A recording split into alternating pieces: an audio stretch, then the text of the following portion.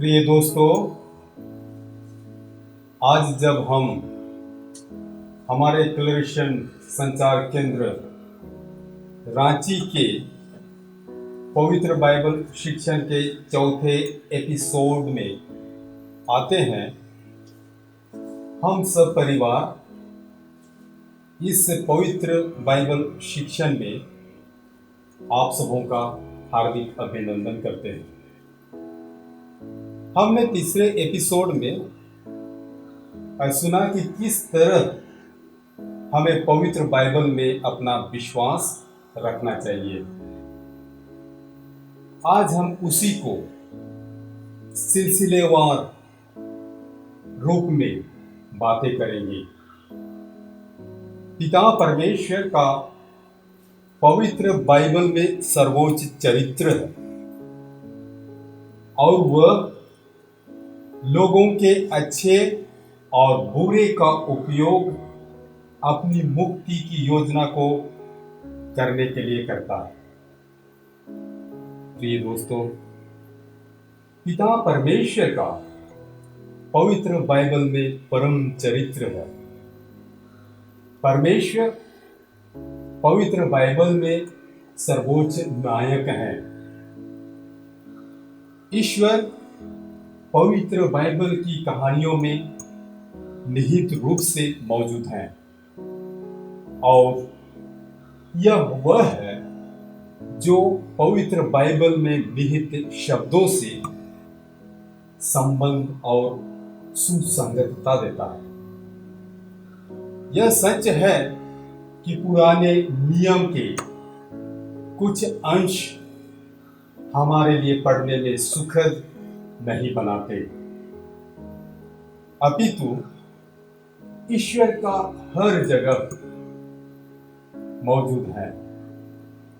वह अपनी योजना को पूरा करने के लिए हर चीज का उपयोग करता है। यह संत जोसेफ को सांत्वना शब्दों से उनके भाइयों को दिया जा सकता है, जिन्होंने उन्हें मिद्यानी व्यापारियों को बेच दिया था।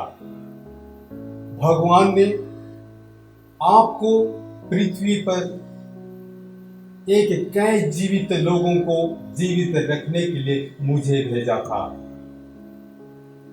हम उत्पत्ति ग्रंथ अध्याय 45 पद संख्या 7 में पाते हैं। फिर से हम अपने भयभीत भाइयों से कहते हैं, भले ही तुमने मुझे नुकसान पहुंचाने का इरादा किया हो, भगवान ने इसे अच्छे के लिए इरादा किया है, ताकि कई लोगों को बचाया जा सके, जैसा कि वह आज कर रहा है। यूसुफ अपने भयभीत भाइयों से क्या कहता है? हमें कई बुराइयों का जवाब पवित्र बाइबल दे सकता है, जो हम पुराने नियम के पन्नों में देखते हैं। ईश्वर द्वारा इतिहास का उपयोग अपनी योजनाओं को पूरा करने के लिए करता है। वे भगवान की अपनी रचना नहीं, बल्कि दुश्मन की रचना है।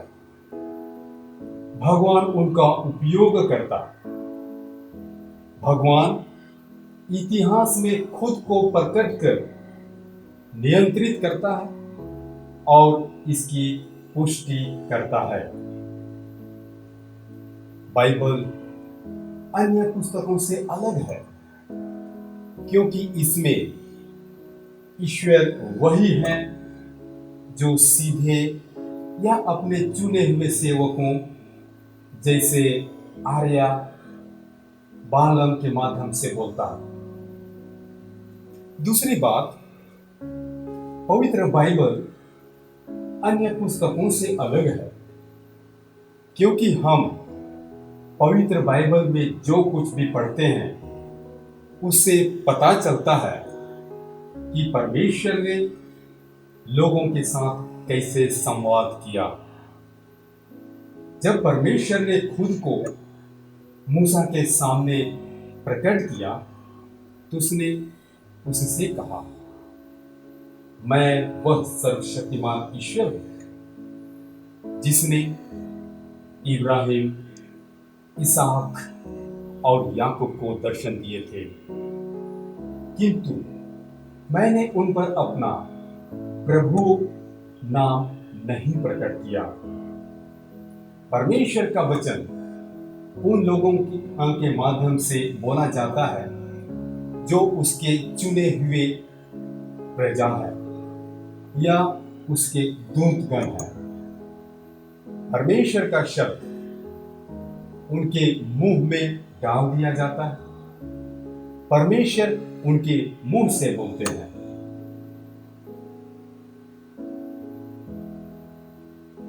परमेश्वर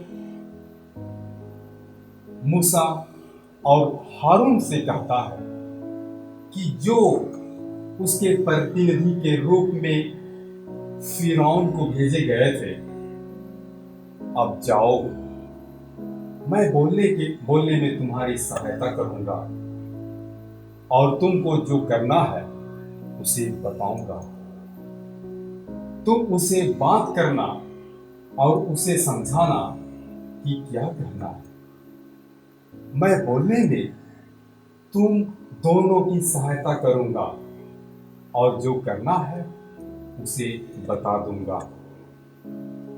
यह बालम मोआबी के जीवन में स्पष्ट है। मेरे भाइयों बहनों, उनका मानना था कि ईश्वर उनके संदेश को बोलने के लिए हमारे मुंह का उपयोग करता है और इसलिए वह मोआब के राजा बलाक से कहता है, मैं अब तुम्हारे पास आया हूं, लेकिन क्या मेरे पास सिर्फ कुछ कहने की शक्ति है? ईश्वर शब्द मेरे मुंह में डालता है, वही मुझे कहना चाहिए। प्रिय दोस्तों, हमें स्वीकार करना है कि ईश्वर नबियों के माध्यम से बोलता है। नबियों को लगा कि ईश्वर उनके मुंह से बोल रहे हैं।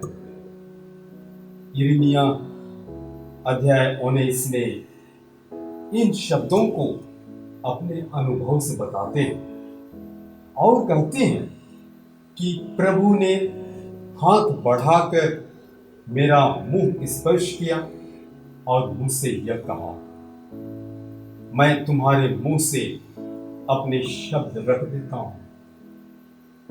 भविष्यवक्ता यशायाह ईश्वर के जीवन में अपने शब्दों, अपनी आत्मा को अपने दिल में रखता है। मेरी आत्मा जो तुम पर है और मेरे शब्द जो मैंने तुम्हारे मुंह में डाल दिए हैं, तुम्हारे मुंह से बाहर निकलेंगे। ईश्वर कहता है, अब से और हमेशा के लिए। हम यशायाह नबी के ग्रंथ से अध्याय 59 पद संख्या 21 में पढ़ते हैं। हमें यह मानने के लिए कोई प्रमाण नहीं चाहिए कि परमेश्वर ने अपने चुने हुए लोगों के माध्यम से बात की। भविष्यवक्ता परमेश्वर के प्रवक्ता थे। उन्होंने लोगों को बताया कि ईश्वर उन्हें क्या कहना चाहते हैं। पैगंबरों की किताबों में हमें जो वाक्यांश मिलते हैं वे इस बात की पुष्टि करते हैं। प्रभु कहता है, परमेश्वर का वचन, प्रभु ने मुझसे कहा। इस प्रकार प्रभु कहते हैं, परमेश्वर का वचन मेरे पास आया। प्रभु जो कहता है उसे सुनो, इत्यादि। भविष्यवक्ताओं द्वारा परमेश्वर के वचन को संप्रेषित करने के लिए प्रयुक्त वाक्यांश है। संत पौलुस ने ईश्वर के अपने अनुभव का वर्णन इस तरह से किया, लेकिन जब ईश्वर जिसने मुझे पैदा होने से पहले अलग कर दिया था और अपनी कृपा से मुझे बुलाया था, अपने बेटे को मेरे सामने प्रकट करने की कृपा कर रहा था ताकि मैं अपने बीच घोषित कर सकूं। गलातियों के नाम संत पौलुस के पत्र अध्याय 1 पद संख्याएं 14 से 16 तक हम लोग पाते हैं। मेरे प्रिय दोस्तों, पवित्र बाइबल की पुस्तकों के लेखक वे लोग थे जो परमेश्वर से प्रेरित थे और उन्होंने लिखा था कि परमेश्वर अपने लोगों से क्या संवाद करना चाहते हैं। आइए हम पवित्र बाइबल के वचन पर विश्वास करें और पवित्र बाइबल को पढ़ने का रुचि जागृत करें, जिसे हम ईश्वर के रहस्यमय कार्य को जान और पहचान सकें। अगले एपिसोड में हम और अधिक जानने और सीखने का प्रयास करेंगे। इसलिए हमारे क्लरिशियन के YouTube चैनल का लाइक और सब्सक्राइब करना ना भूलें। मिलते हैं अगले एपिसोड में। धन्यवाद।